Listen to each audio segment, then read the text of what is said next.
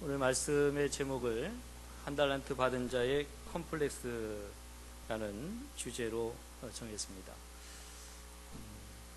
어떤 분이 그러면 이 상담학적으로 설교가 나오냐, 아니면 뭐 정신분석학적으로 설교가 되느냐, 전혀 그렇지 않습니다. 주시는 말씀을 따라서, 또 주시는 은혜를 따라서 같이 함께 나누려고 합니다. 특히 저의 모습이기도 합니다. 제가 때로는 언젠가는 이 한 달란트 받은 것에 대한 이 불평과 불만으로 하나님 앞에 큰 오해를 가졌던 적이 있었습니다. 또 뿐만 아니라 그로 인해서 발생되는 그 비교의식을 가져서 살았던 기억들이 있어서, 또 이 주시는 말씀들을 다시 한번 깊이 좀 묵상해 보면 좋겠다 싶어서 말씀을 준비했습니다. 특히 기독교인이라고 한다면 이 달란트 비유를 모르는 사람은 아무도 없습니다. 누구나 다 알고 있고, 하다못해 유치부 아이들까지도 다 이 달란트 비유를 다 알고 있습니다. 평범하지만 그래도 다시 주시는 또 은혜가 또 있다고 생각이 되어지고, 이 말씀을 통해서 같이 함께 나누기를 원합니다. 말씀을 시작하기 전에 우리 옆에 분과 이렇게 인사 좀 했으면 좋겠습니다. 혹시 우리 가운데 혹 내가 받은 달란트가 5달란트도 아니고, 그것도 2달란트도 아니고 1달란트 받은 것으로 생각하면서 마음에 낙심이 되고 절망이 되고, 또 그것 때문에 힘들고 어려워하는 내 옆에 분이 혹시나 있지 않을까 하는 마음으로 서로 격려하고 서로 축복하는 마음으로 이렇게 이야기하겠습니다. 제가 보니 엄청난 달란트를 받으셨군요. 이렇게 인사 한번 하겠습니다.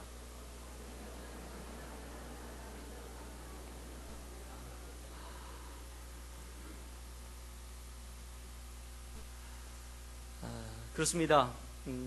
저는 오늘 특별히 오늘 말씀을 한 달란트 받은 사람의 초점을 맞춰서 함께 하나님 말씀을 살펴보려고 합니다. 본문을 보면 한 달란트 받은 사람이 주인에게 책망을 받는 내용이 있습니다. 책망받는 그 내용을 두 가지로 요약이 되는데, 하나는 하나님에 대한, 주인에 대한 잘못된 오해를 갖고 있습니다. 주인에 대한 잘못된 오해로 출발한 것으로 말미암아 그가 하나님께 책망받는 그 절대적인 그 이유를 제공하게 됩니다. 두 번째는 그 이유를 보니까 비교의식입니다. 비교의식. 남이 가진 달란트는 굉장히 커 보이고 좋아 보이는데 내가 가지고 있는 것은 참으로 하찮게 여겨지는 그 비교의식을 가지면서 그 마음 가운데 하나님의 주신 그것들 소중히 여기지 않는 그런 잘못된 태도 속에 보여지게 되고, 그로 인해서 책망을 받게 되는 그 장면이 성경에 보여집니다. 이것이 우리의 일반적인 모습 아니겠습니까? 생각해 보면 결국 하나님에 대한 오해로 출발을 해서 결국 그로 인하여서 비교하게 되고, 또 비교함을 통해서 내가 가진 것들을 찾아보면 왠지 초라해 보이고 왠지 작아 보이고, 또 하나님께 원망스럽기도 하고 또 불평스럽기도 한 것이 우리들의 모습입니다. 그래서 그 마음을 비추어서 오늘 말씀을 함께 깊이 생각해 보려고 합니다. 오늘 하나님께서 들려주신 이 비유의 말씀은 참으로 우리에게 참 중요한 교훈을 가져다 줍니다. 우리는 먼저 이 한 달란트 받은 자를 주인이 어떻게 판단하고 있는지를 살펴볼 필요가 있다라고 생각이 되어집니다. 본문을 주의 깊게 읽어보면 주인은 이 한 달란트 받은 자를 세 단어로 책망하고 있는 모습을 발견할 수 있습니다. 첫째는 무익하다는 겁니다. 30절에 보면 이 무익한 종을 바깥 어두운 데로 내어 쫓으라 말씀합니다. 여기서 무익하다고 하는 것은 주인에게 아무런 유익을 가져다 주지 못한 것을 가리켜서 이야기합니다. 아무런 득이 되지 않는다는 말이지요.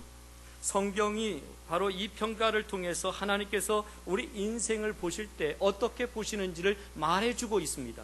그것은 바로 유익한가 무익한가 하는 것입니다. 그것이 우리를 평가할 수 있는 기준이라는 겁니다.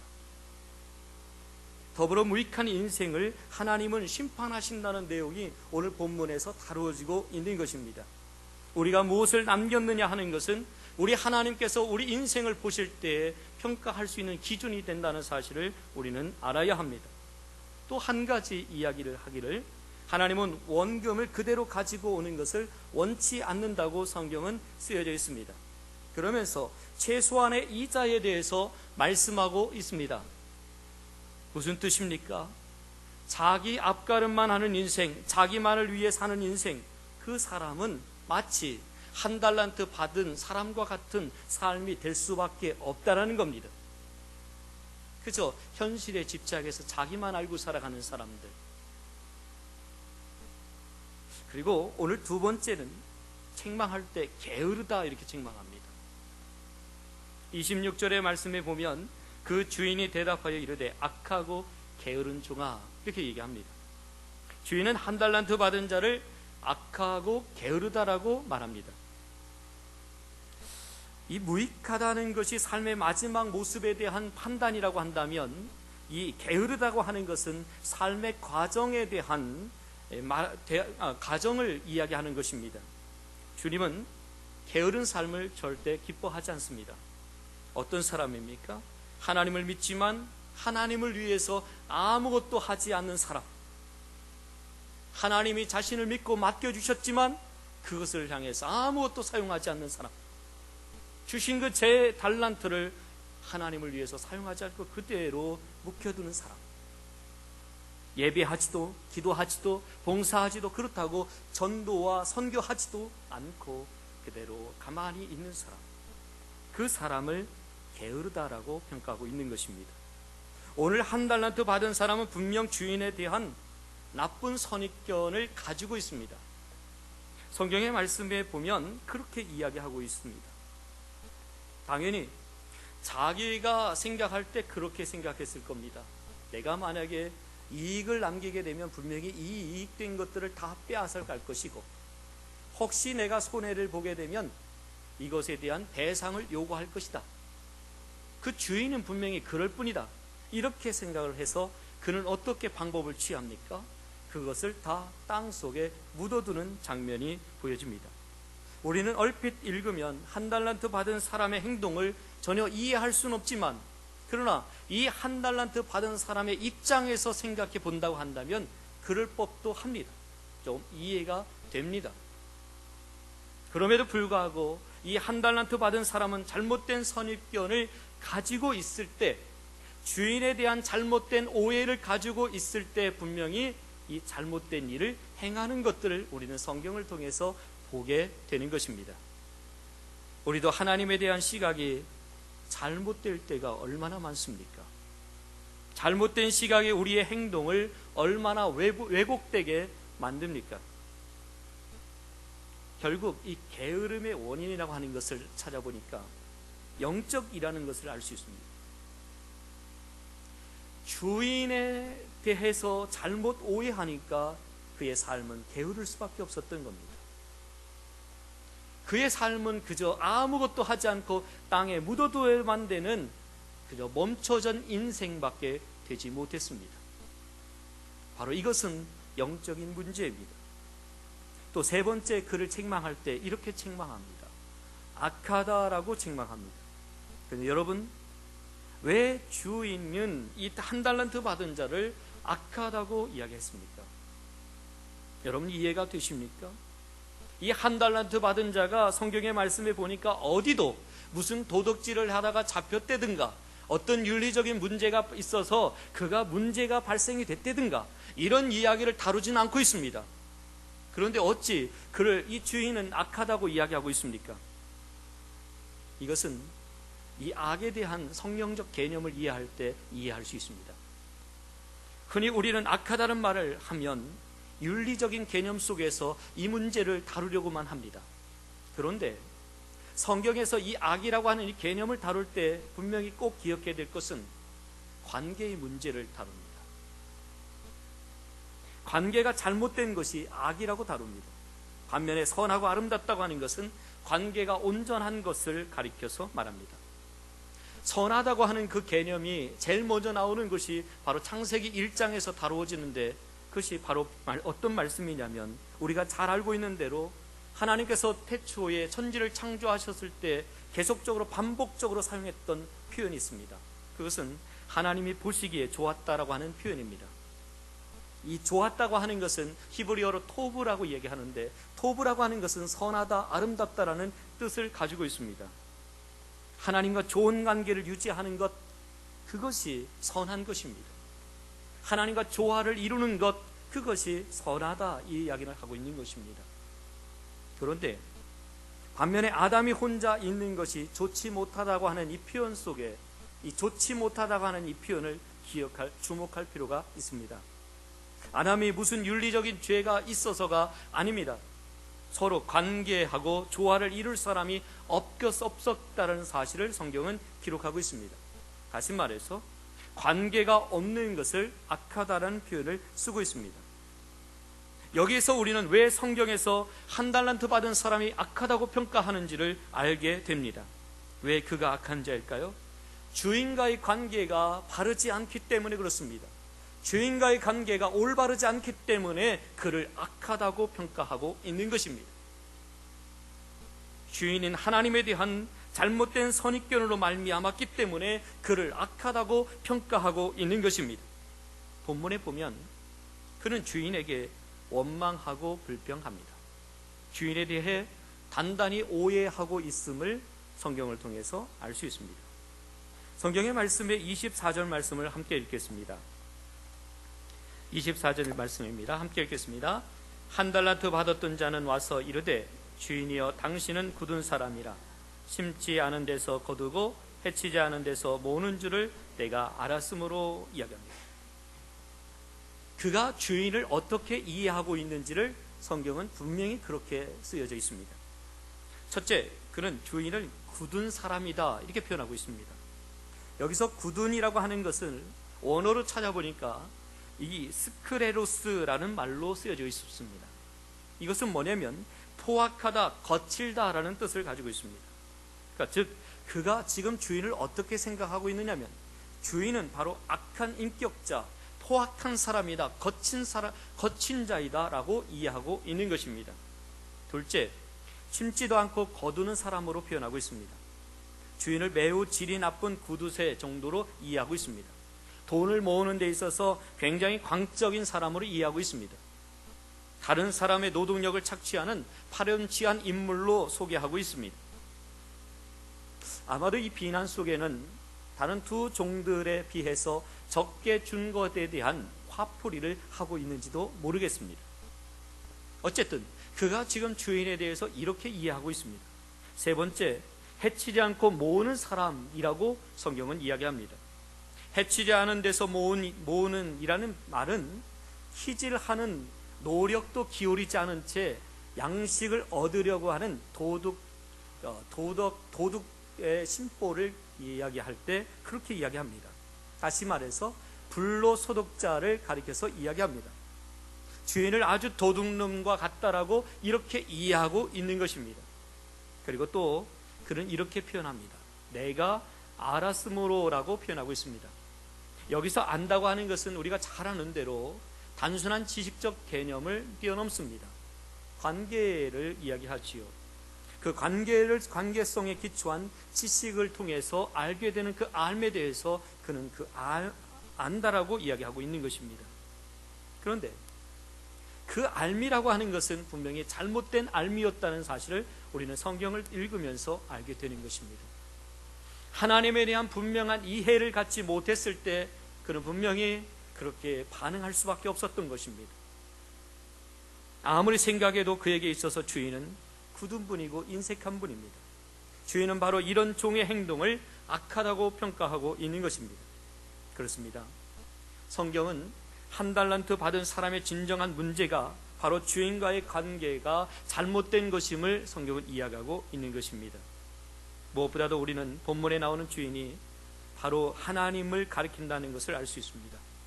한 달란트 받은 사람은 뒤틀리고 왜곡된 하나님에 대한 오해를 가지고 있으니까 모든 것이 그 오해로부터 출발했기 때문에 모든 것이 다 오해의 현장이 되고 마는 것입니다. 그는 지금 하나님을 폭군이나 아주 불평한, 아주 불공평한 분으로 이해하고 있는 것입니다. 그에게 있어서 더 이상 하나님은 공의로운 분이 아닙니다. 사랑의 아버지도 또 굳은 분으로 이해하고 있습니다. 공평치 못한 분으로 그는 이해하고 있습니다. 그렇다면 왜 한 달란트 받은 사람이 이런 생각을 하게 되었을까요? 주인이 자신에게 한 달란트밖에 주지 않은 것 때문에 그는 마음에 지금 왜곡되어 있습니다. 다시 말해서 그는 큰 컴플렉스에 부딪혀 있는 것입니다. 웹사전을 보니까 컴플렉스란 현실적인 행동이나 지각에 영향을 미치는 무의식의 감정적 관념이라고 설명되어져 있었습니다. 즉 열등감, 욕구, 불만, 강박관념, 비교의식 등으로 현실에 미치는 것들을 가리켜서 이야기하고 있습니다. 사람이 어떤 판단을 내릴 때 보면 그냥 판단하는 것 같이 보이지만, 그러나 결국 깊이 생각해 보면, 그 사람을 살펴보면 정서적, 정신적 뿌리에서 나오는 결정일 가능성이 크다는 것을 우리는 알 수 있습니다. 그래서 어떤 사람의 행동과 그 사람의 판단을 고치려고 한다면 근원적인 치유가 일어나지 않으면 되지 않습니다. 다른 사람은 5달란트, 2달란트를 받았는데 자신은 1달란트밖에 받지 못했다고 하는 것이 그에게 있어서는 늘 불만입니다. 아마 그의 마음속에는 그런 마음이 있었을 겁니다. 왜 주인은 나를 차별하는가? 다 똑같이 5달란트를 주고 열심히 일해봐라, 이렇게 얘기했다면 마음에 불평도 안 생겼을 텐데, 왜 하나님은 굳이 5달란트, 2달란트, 1달란트를 구별을 해서 이런 일이 일어나게 만들었는가? 더군다나 주인이 그냥 맡기다 보니까 그렇게 되었다고 변명을 한다든가, 내가 이번에는 작게 줬으니까 다음에는 좀 더 많이 주겠다라고 그에게 이야기해 줬다든가, 그런 이야기가 조금 나왔도록 한다면 그래도 조금 이해해 봄직도 합니다. 그러나 성경은 그러지 않습니다. 그런 이야기가 나오기는커녕 오히려 그를 책망하고 있는 내용이 성경에 기록되어지고 있는 것입니다. 그런데 여러분, 엄밀히 따져보면 주인의 소유를 종들에게 맡겨준 것뿐이라는 사실을 우리는 알게 됩니다. 따지고 보면 종은 아무것도 할 말이 없는 겁니다. 그저 감사할 뿐입니다. 하나를 줘도 감사하고, 2개를 줘도 감사하고, 5개를 줘도 감사할 뿐입니다. 그거에 대해서 뭐라고 말할 거리가 되지 않는 것입니다. 성경을 잘 보십시오. 이것은 처음부터 하나님의 것이었음을 이야기하고 있습니다. 오늘 본문의 14절의 말씀에 보면 자기의 소유를 맡겼다라고 이야기합니다. 여기서 중요한 것은 종들의 것을 종들에게 맡겼다는 것이 아닙니다. 주인의 것을 종들에게 맡겼다고 성경은 이야기하고 있는 것입니다. 따라서 종은 아무런 권한이 없습니다. 그저 감사할 뿐이죠. 우리들도 이 땅에 살면서 우리가 가진 것 같고 소유한 것 같지만 종들처럼 우리의 것이라고 할 수 있는 것 얼마나 있습니까?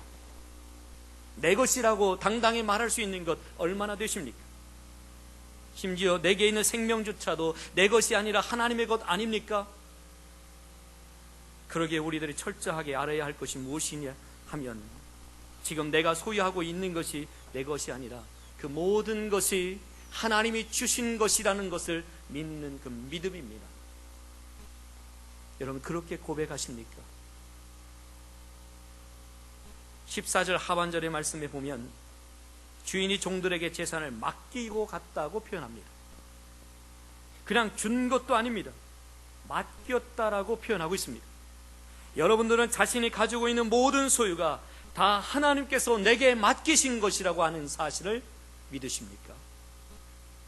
이 믿음이 여러분들에게 있으십니까? 결국 따지면, 생각해보면 내가 불평할 때, 내가 원망할 때, 내가 불만을 이야기할 때 결국 생각해보면 내 것이 내 것으로만 알기 때문에 그렇습니다. 그래서 남과 비교하게 되고, 그래서 결국은 하나님을 원망하게 되는 것입니다. 오늘 본문을 잘 보십시오. 주인은 자기 소유를 종에게 맡긴 것이지 준 것이 아닙니다. 우리들이 이것을 언제 알고 고백하게 됩니까? 언제 이것을 확실하게 깨닫는 때가 찾아옵니까? 그것은 이 모든 것들이 사라지게 될 때야 비로소 깨닫게 되는 것 아니겠습니까? 요즘같이 어려울 때에는 비로소 내 직장, 내 자리가 내 것이 아니었구나, 돈이 많을 때야 비로소 내 돈이 아니구나 고백합니다. 건강을 잃고 나서야 비로소 내 몸이 내 것이 아니구나, 하나님이 지켜주셔야만 되겠구나, 하나님이 보호하시고 하나님이 건강 주셔야만 되겠구나. 우리가 잘 아는 마르틴 루터가 직업에 대해서 한결같은 생각을 갖고 있었습니다. 모든 직업은 하나님께서 주셨다고 하는 생각입니다. 이 같은 생각은 모든 재능이 하나님께로부터 주어졌다고 하는 이 믿음으로부터 출발한 것입니다. 당시 사람들에게 루터의 선언이 굉장한 반응을 일으켰습니다. 그때 이런 일화가 생겼습니다.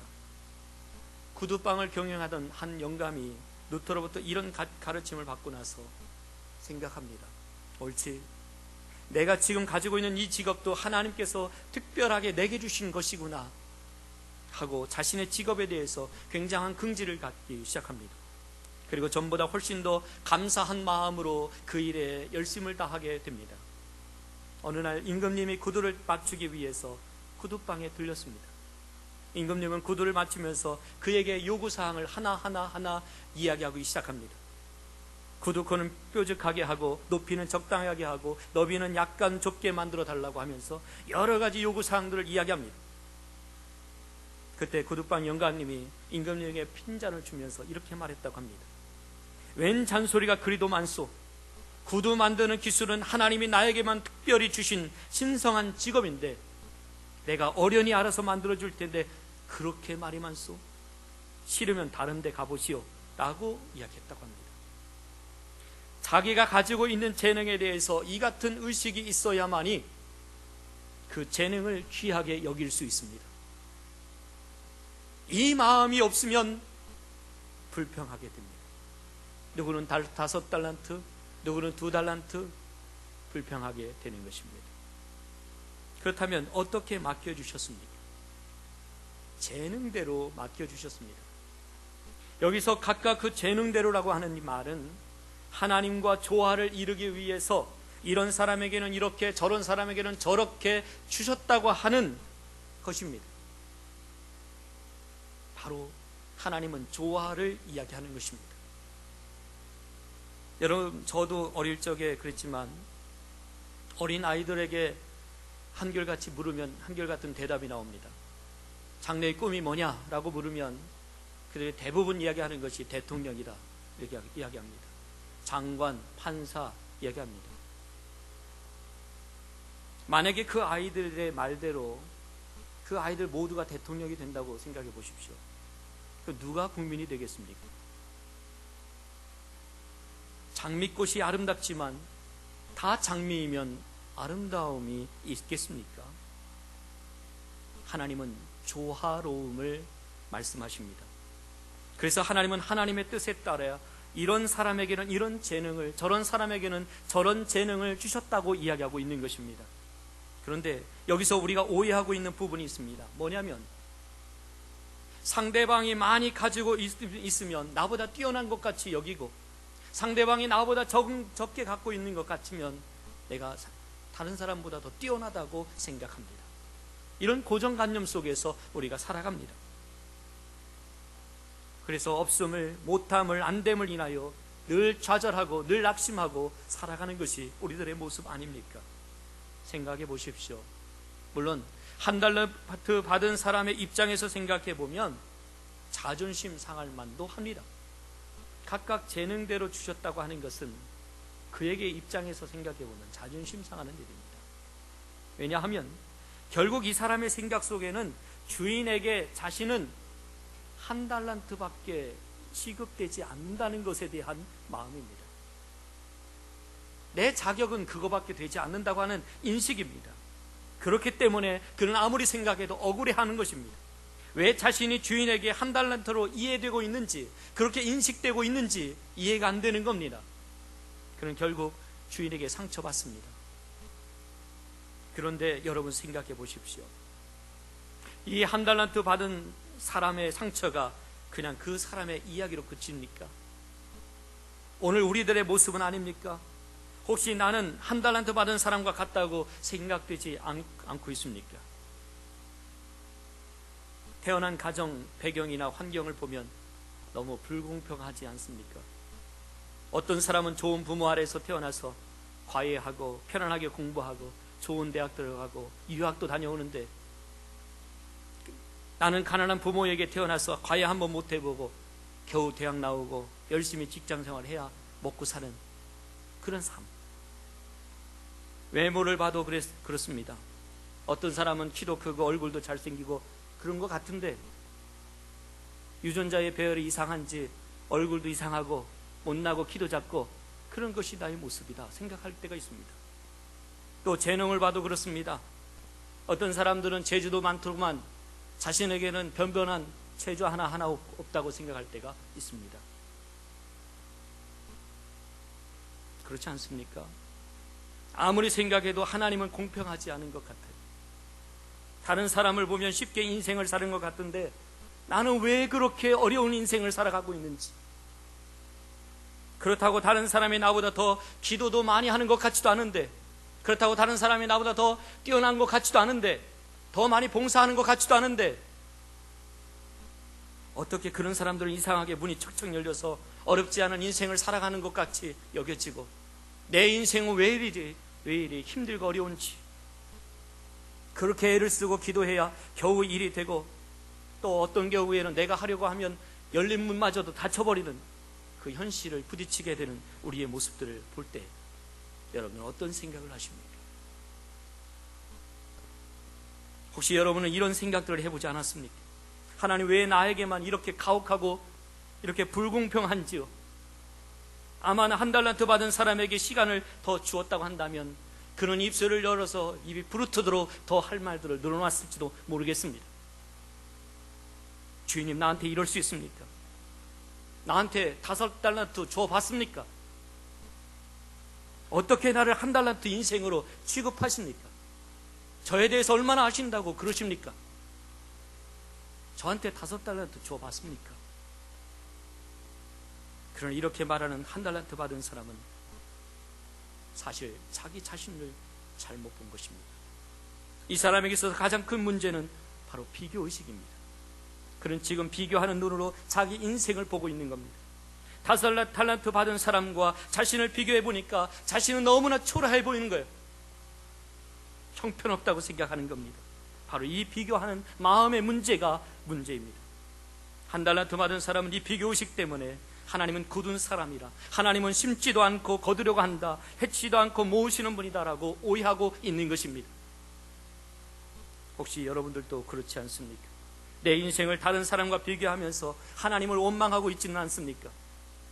오늘 우리가 분명히 알아야 할 것은 하나님은 우리 인생을 그렇게 보지 않는다고 하는 사실입니다. 하나님은 5달란트 받은 사람이나 2달란트 받은 사람이나 1달란트 받은 사람이나 비교하지 않으시고 차등을 두지 않는다는 사실입니다. 우리가 성경을 자세히 보면 이 사실을 금방 알 수 있습니다.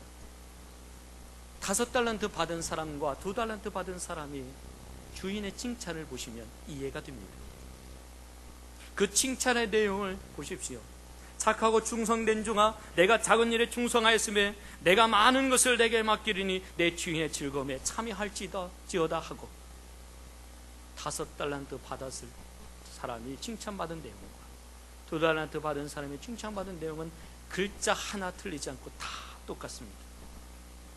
물론 그들이 남겨온 양은 틀립니다.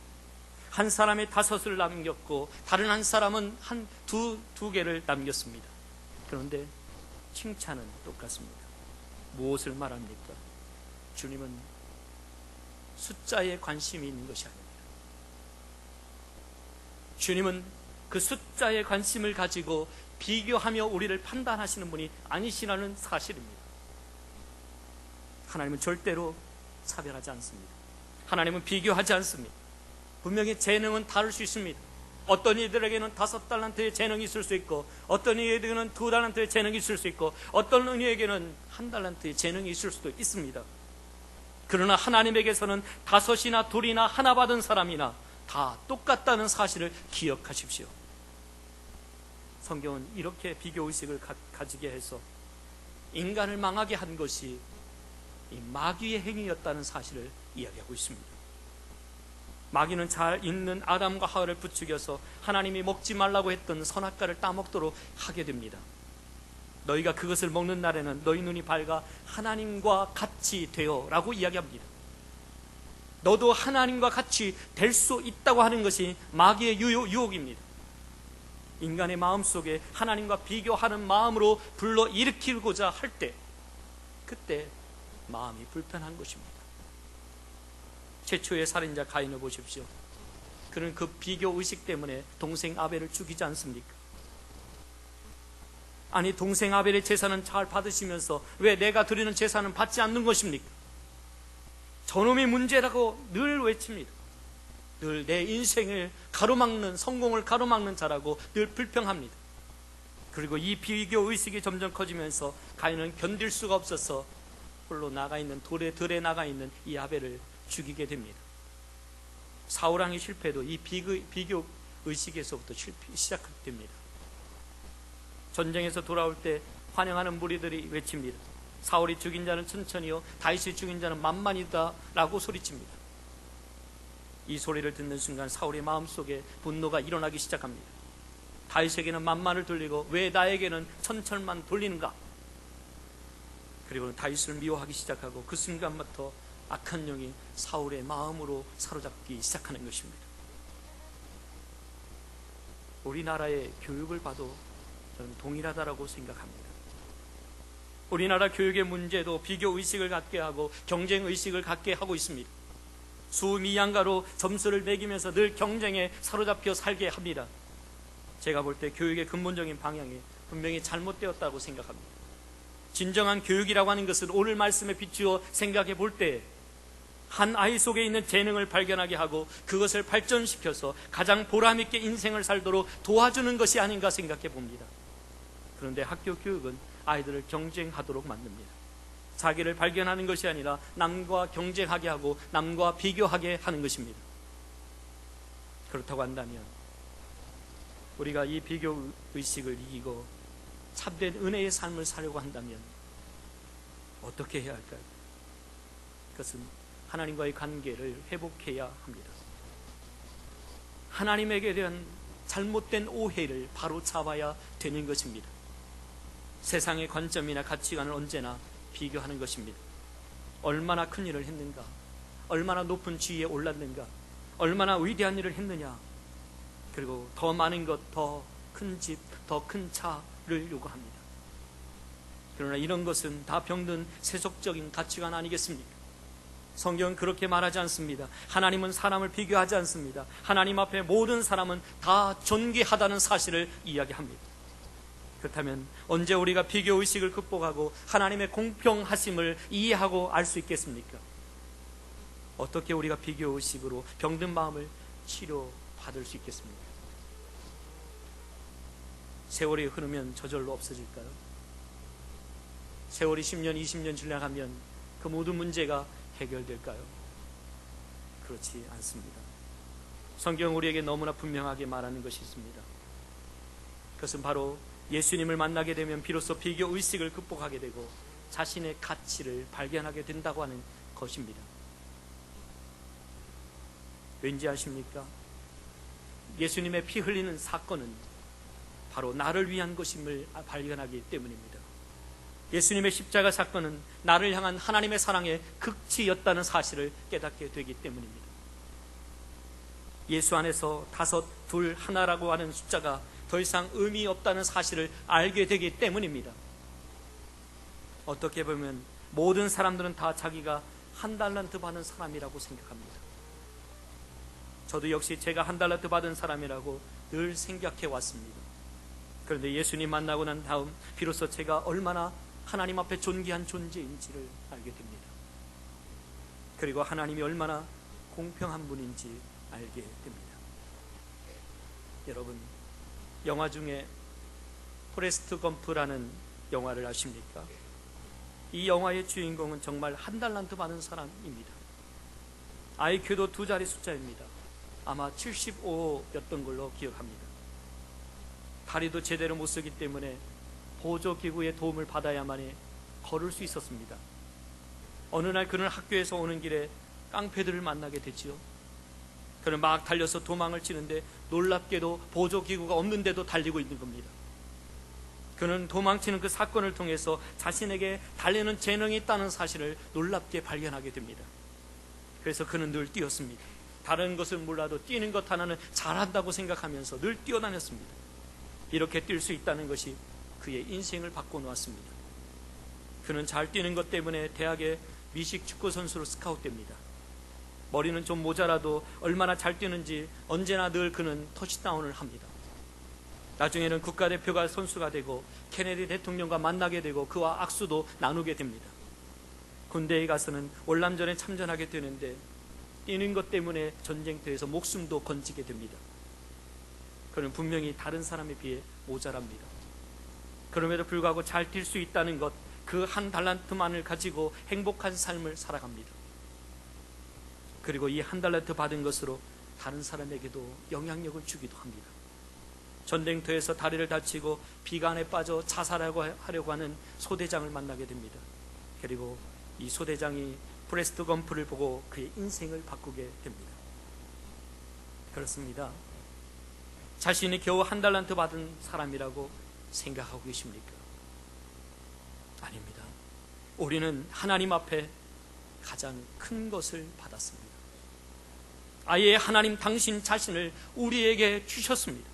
언제까지 비교하며 살겠습니까?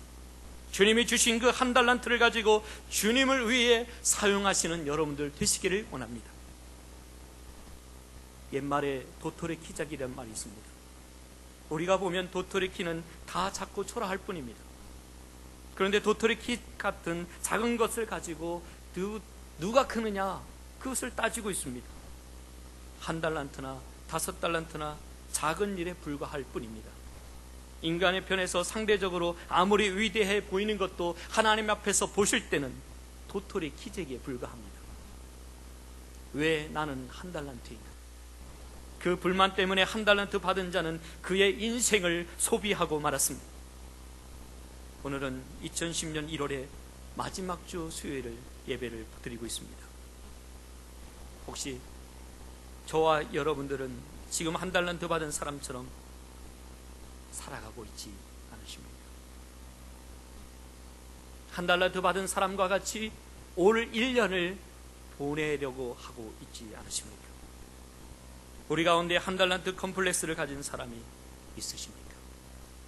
그럼 다시 한번 기억하십시오. 이것을 이기지 못하면 하나님께 쓰임받지 못합니다. 하나님에 대한 잘못된 오해를 오히려 하나님의 따뜻한 사랑과 은혜와 충만하심에 부어주심을 체험한다면, 그리고 내가 가진 너무 작다고 하는 이 비교의식을 오히려 생명의식으로 변화시킬 수만 있다고 한다면 우리는 이 컴플렉스를 이길 수 있고 쓰임받는 믿음의 사람이 될 수 있다고 하는 것이 오늘 본문의 내용인 것입니다. 비록 한 달란트밖에 없는 인생일지라도 우리가 얼마나 하나님의 사랑받는 사랑임을 기억해야 할 것입니다. 하나님의 전부인 십자가를 붙잡고 남은 생애를 하나님께 유익한 사람으로 살아가는 저와 여러분들이 되시기를 소원합니다. 이 시간에 함께 우리가 찬양하기를 원합니다. 너는 내 아들이라, 이 찬양 같이 찬양하겠습니다.